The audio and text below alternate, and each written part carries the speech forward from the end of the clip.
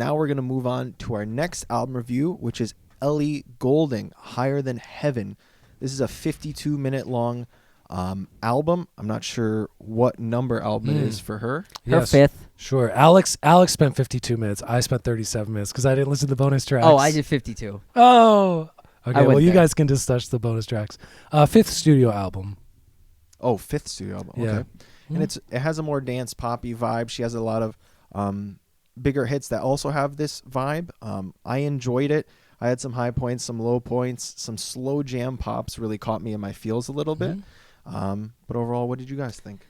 This was a new artist for me. Jeff suggested we review this record. I looked it up, and Ellie Goulding is a artist that's more popular in the UK, and I kind of checked out some of like the hits in between there, and I like the style. This record, like he said, was more of like this cool Euro pop centric, like dance bangers, dancing when I'm sad, dancing when I'm happy, dancing on all sorts of the feelings, and overall, I was kind of on the train for this album. I liked the style of pop production, which is more in the, like, my reference point is, I say it a lot on the show, but it's like more in the Robin style Euro pop from like the earlier 2010s, aughts around there. So I thought that maybe some of this could have used like a slower jams. A lot of it was like kind of like pounding the BDMs, even though like some of the topics were like a bit of like the slower ballady side. So I liked it. What did you think? Yeah, she said in interviews about this album coming out that this is her least personal album, and she just wanted to kind of like play with the universal themes of living and loving and losing and overcoming. I purposely like don't clue into a lot of the lyrics. Okay. This was a very dancey album. Like the least dancey track was probably the closer, the song "How Long" on the standard version, and even that was like strummy and had enough of a pulse to kind of be a dance song. But the first 10 songs are just like pretty electro, like Luke said, the Robin type of thing, the very 80s synths and drum machine things that like The Weeknd makes his money off of using those types of sounds. I was going into this thinking like, okay, another dance pop album by, a woman in her mid 30s. We've done like 5 of them in the past 5 months. 6 months, yeah. We've done a lot. And I was just like, okay. And Ellie Goulding, as far as pop voices, she is one of the pop voices that I don't like, because she has this quality in her voice. So her biggest hit came out a lot longer ago than I had thought before researching this album. The song Lights has this like such high, like there's such a high content in her vocal delivery. It's very like breathy and wispy. Yeah. And especially like if you listen to her music on just like the phone speakers, it like almost hurts your ears. Pierces, because so I listened to the first couple tracks just like around the house out of my phone, and I was like, oh no, I can't do this. But I put headphones on, it got warmer, it got fuller, it blended with the music better. I think her voice, after listening to a bunch, what really made me go, oh, this is the sound. It's that like perpetually adolescent voice of like how Michael Jackson sings. Where he kind of, even in his like mid 30s, sounded like a 16-year-old, like kind of you fake up the higher quality of your voice. Like I'll say like on even like a tag on like Easy Lover, which goes Lover, like oh my god, that instead of like on like songs like that, it's more of like a younger person's feel and how you would sing it. And that song sounded like it was off of Michael Jackson's Dangerous from 1991. How do you think it kind of compares to like recently we did The Boy Genius? It kind of reminds me a little bit of Phoebe Bridgers' voice does dance pop. Yeah, Phoebe Bridgers has that like throatier thing. Yeah, but it is the same kind of thing of it's headphones necessary because there's so much. I think it's pushing a lot of air because that's where a lot of that white noise sound in the vocals come from, is from singing like when the lights come. You could hear the like hiss on everything. I thought musically though, like this was produced a lot of tracks by a guy named Kaz who works with Dua Lipa. That's what you could hear that. Okay. he produced like half of Future Nostalgia, Dua Lipa's album. Greg Kurstin produces a handful of tracks. Yeah. Greg Kurstin, we've talked about a bunch recently, produces for Adele, Sia, Pink, Kelly Clarkson. Andrew Wells produces a little bit on this, amongst others. But yeah, that Dua Lipa modern electro disco dance pop thing. Yeah. But I thought like the beats and the sonics and the structures of songs were a lot more interesting than I expected, and I actually like this album a lot. Yeah, I did like this album a lot in the same way. The 80s vibes on it were like where I was kind of like more coming in on it. Like Easy Lover kind of had that like good like 80s-y like stab piano stuff for me. By the end of the night too, like the third track or fourth track on the album. I like that song a lot. Yeah, that one had that like really cool 80s stuff going on, Very and 80s. for me, that's like where I really liked it. She was kind of like doing like a Virgin Madonna-y things a lot that I thought were like kind of a cool callback to like, because not a lot of like pop stars are like playing with that like chic like production where the bass is like like kind of stabs noise, and it was doing a ton of that on here. And I love the way she was just kind of, I liked it. This is what I'll say about this, because I'm usually going hard where I'm like, I want something a little more personal and a little bit more of yourself. Like this album, I didn't feel that way, because it felt like the songs were more in the style and nature of just like having a good time or being cathartic. Yeah. I didn't feel like any of the lyrics were embarrassing or like weird or like that was a off rhyme or like not really squeezed that one in there, an awkward word. Thought everything really gelled well lyrically with the style of songs on here. And even like the 80s style, I wanted to point out too, the song Like a Savior definitely for me had like a prayer allusions to it. Yeah. And like that was working for me too, because I was even like, it's kind of a tip of the hat to the Madonna. It's the Leica, but it sounded completely different, but had that allusion to it. So I like the callbacks it was bringing in. I like the flute on that song, and whatever sounded like a steel drum, whatever that might have been a flute through like process stuff, but because it sounded like it was kind of the same instrument. Yeah, I wrote in my notes, I like that flute stuff, exclamation point. And it was a real flute. I looked in the liner notes, and I forget who played it, but somebody actually played flute. Yeah.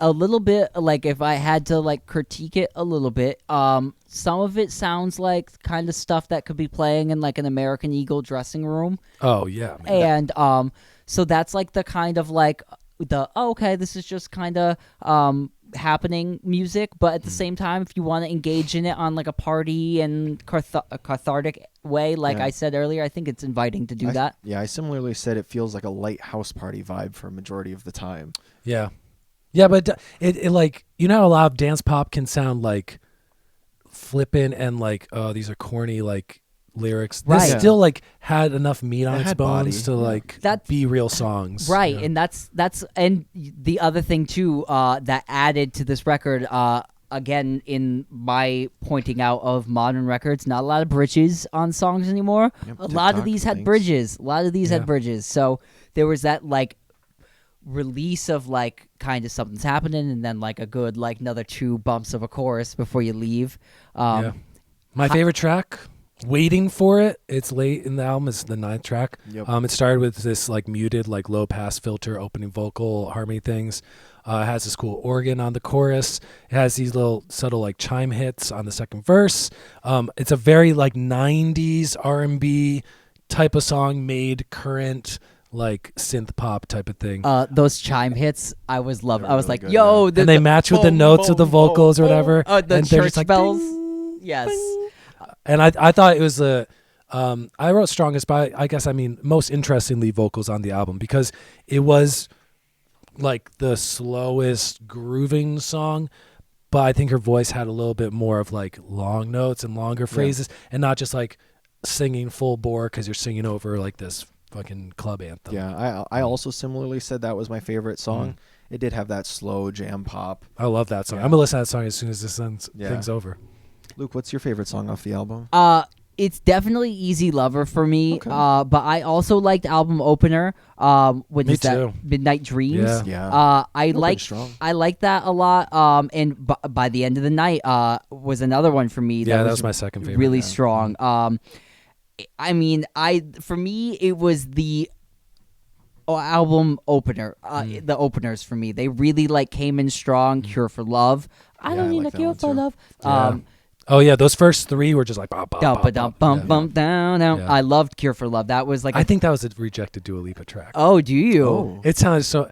I don't need a clear for love. Dun, Dun, dun, dun, dun, dun. I can hear that now, See, yeah. because it's for produced by me- the same guy. It sounds like Right. See, for me, I was Which isn't a bad getting thing. like a Virgin Madonna Yeah. style production on Yeah. that, so that's what was coming to mind in my brain. I didn't make that connection at all. So, for me, the top heavy songs, it's like the first Yeah. like 5-6 songs on here are all like bangers. same. And yeah. it kind of gets Yeah. a little lost in the sauce for me as we go down the list, but not in like these are bad songs. It's just they kind of sounded a bit more similar. Like you guys said, that song "Waiting for You" has like a bit of a change up later in Yeah. the album, but for me, it's the top where I'm at. And just for a note, I did the extended cuts Yeah, on here. you guys tell me what your thoughts are on those because I didn't listen to them. Taste Like You, it should have made the album. It's I one of agree. the most crazy productions on this whole Oh. thing. And I was just like, the production on that song is so different and exciting. Was it another Bad Bad Not Good song? No. Oh no, I'm sorry. That they only worked with Daniel Caesar. Yeah. Yes. But yeah, for me, like that song, I was like, why didn't this make the record? And even Better Man was really great production that I thought, and this is the reason I thought they maybe ended up on the deluxe version, is because the production of those two songs sounded a bit more like just in a different style and like a bit more like not in the dance pop like feel of it, and it was more like, you know, different textures and switches up like in the mid song. So Yeah, I think very similarly of that. I would like to see Ellie Goulding's opinion on that and what she says about those few songs, if there is one out there, because I do think Taste Like You should have made the cut, but it's not similar to the dance pop vibe, just because it has that. I don't know how to describe it. More slow. but didn't it make but you put it middle of the record, don't you think Yeah. it makes it like more Yeah. more textured, a bit more like nuanced, a bit more Yeah. flavored? It could have been like a nice record like Haver. So between me and you, I'm at the 32-minute mark record. Where that's at is gold. That's like solid, such Yeah. a great release in its own right. The way it is, fine. I love that, and that for me is like a really good version. But and the 52-minute version for me is way too long. Yeah. So that being said, that's like way too long of like all those like dance pop flavors for like an hour, 52 minutes straight. It's like an hour straight is for me a little bit too long. You take a couple of those tracks and you mix them in and take maybe one or two out. For me, that's like the really gold standard. So that's just me like playing around my own track listings. Do you guys think that those songs should be added in? Do you think they're extra? Do you like the album in its straight format as it is? And of note too, on Spotify at least, you can't even listen to this album in its 32-minute version. It only is coming in the deluxe version, which is more standardized to the classic CD track listing time restraints. So all that very interesting of note. Yeah, and I know you said Easy Lover's your favorite song on this.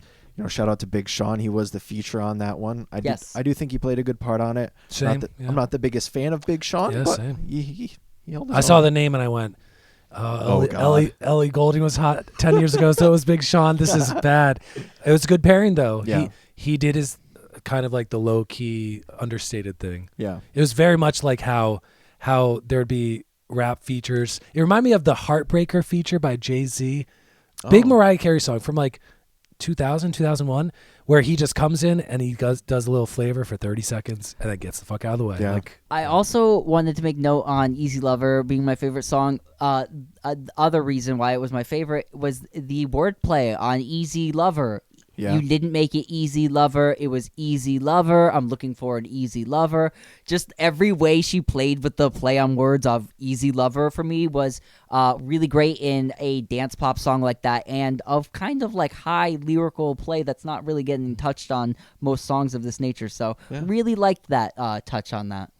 Hit us with your ratings, Luke. I am gonna go 7.5 on this record. As I said, the first half was really great. The second half kind of was a bit of like retread of the first half for me, but I really liked the songs and they were all strong. And if it's on, they weren't like, ooh. So 7.5 for me, strong record, and I liked it. Really, really, solid release. Yeah. I can go next. Sure. It's not necessarily my flavor anymore. I don't listen to a lot of dance pop. I may listen to it again in the summer if I throw like a small house party, have a charcuterie board, and we're having a good time. I don't know, who knows. So I'll probably go with a 7 for this. It wasn't it wasn't everything I was looking for. I think if Ellie Goulding may have pulled some of the songs out of the bonus, like we said, put them up in there. I think it really could have been a strong 8.5 for me. But yeah. I was very pleasantly surprised, and I liked a lot more of this than I thought I would going into it. So I'm going to boost it up a little bit because I was like the unexpected hit thing and the fact that I actually really like this 80s pile of synths and drum machines type of sound. So I'm going to give it an 8.5 because I thought there were, out of the 11 tracks I listened to, there were probably 2 weak ones. Maybe I just tainted myself listening to the entire bonus. Maybe if I cut it short, it may have felt a little bit better to me. Let me tell you. Yeah, because that 11 tracks I was like, this is fucking sick for 35 minutes. I listened to it both ways. I listened to it in the 32-minute version. I did not. And it was so much better than the 52 minutes is just too long of this. It's just too much of it. It's it's like a meal you've eaten too much of. You're like, oh, I'm just too much shepherd's full. pie. Yeah, it's just too good. And it made me think sometimes you listen to an album and you're like, oh, this sounds like this, and I want to go listen to this now. But I listened to this and I went immediately and I listened to the Dua Lipa album because I just wanted more of that same kind of. I wanted the party to keep going. Bring another artist onto this stage and let's keep this thing rocking. Because I thought this was really strong. I mean, I thought the instrumentals and all that synth stuff, the Weeknd type thing, the Dua Lipa type thing, I thought it really worked. Yeah. All right, Ellie Goulding, I'm sorry. I listened to it too many times in its entire I'm sorry, length. I love you too much. Yeah, I apologize. I'll listen to it again and let you know. But everybody, thanks for listening. Yeah. If you have any opinions on the album, let us know in the comments below, please. We love the feedback. We love to chat with you in the comments. Make sure to like, subscribe, and share the podcast with a farmer, an arborist, a gardener. Please. Someone who puts their hands in soil like a true American. Topsoil, please. We love you guys. Till next time. Thanks for listening.